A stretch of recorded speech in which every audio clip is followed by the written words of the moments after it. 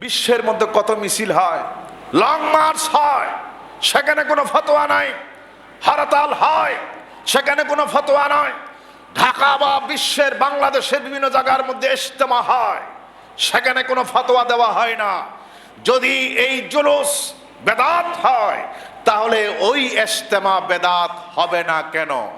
জশ্নে জুলুসের দিন সুবহে সাদেকের সময় হুজুর কেবলার সাদারতে প্রথমে 1 নম্বর কাজ করা হয়, কোরআন শরীফের আয়াত তেলাওয়াত করা হয়। এটা 1 নম্বর। আপনারা গিয়ে দেখবেন, 1 নম্বর কোরআন শরীফ তেলাওয়াত করা হয়। 2 নম্বর শানে রাসূল নবীর, আমার নবীর শানের উপরে নাতের মুস্তাফা সাল্লাল্লাহু আলাইহি ওয়াসাল্লাম তেলাওয়াত করা হয়। মুস্তাফা জান রহমত সবসা আউলা ওয়া আলা হামারা নবী, নবীর শানের উপরে নাতের রাসূল সাল্লাল্লাহু আলাইহি ওয়াসাল্লাম তেলাওয়াত করা হয়। 3 নম্বর জুলুস শুরু হয় সারা মিলাদ কিয়াম এর মাধ্যমে। সারা পৃথিবীর সমস্ত মুসলমানের জন্য, বাংলাদেশ শুধু নয়, আমাদের বাংলাদেশের জন্য দোয়া করা হয়, সারা পৃথিবীর সমস্ত মুসলিম মিল্লাতের জন্য দোয়া করা হয়। এরপরে হুজুরের আগমন, হুজুরকে পেয়েছি আমরা, রাহমাতাল লিল আলামিন নবীকে পেয়েছি, শুকরিয়া তান বিশ্বকে জানান দেওয়া হয় আমরা নবীর উম্মত, শ্রেষ্ঠ নবী পেয়েছি। আজ 12ই রবিউল আউয়াল শরীফ হুজুর পৃথিবীতে এসেছিলেন, রাহমাতাল লিল আলামিন শ্রেষ্ঠ নবী পৃথিবীতে এসেছিলেন বলে খুশি হয়ে বিশ্বকে জানান দিতেছি আমরা সেই নবীর উম্মত, খুশি হয়েছি, নবীকে পাওয়ার পর আনন্দিত হয়েছি। এই জন্য একটা জুলুস করা হয়, একটা মিছিল করা হয়, আনন্দ র্যালি বের করা হয়। এই র্যালির ভিতরে কি করা হয়? এই র্যালির ভিতরে নাতে মুস্তাফা তেলাওয়াত করা হয়, এই র্যালির ভিতরে কোরআন শরীফ তেলাওয়াত করা হয়, এই র্যালির মধ্যে মানুষদেরকে আপ্যায়ন করা হয়, মিষ্টি বিতরণ করা হয়। হুজুরের মতন নিয়ামত পেয়েছি, এই জন্য মিষ্টি বিতরণ করা হয়।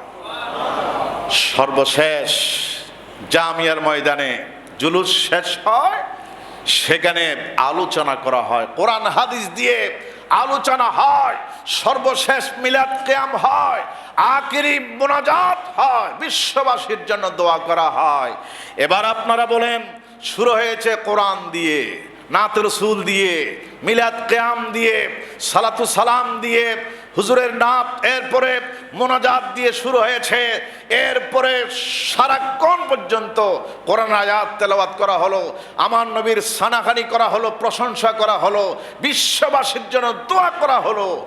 এখানে বেদাত আর শিরিকের মধ্যে কি আছে আপনারা বলেন?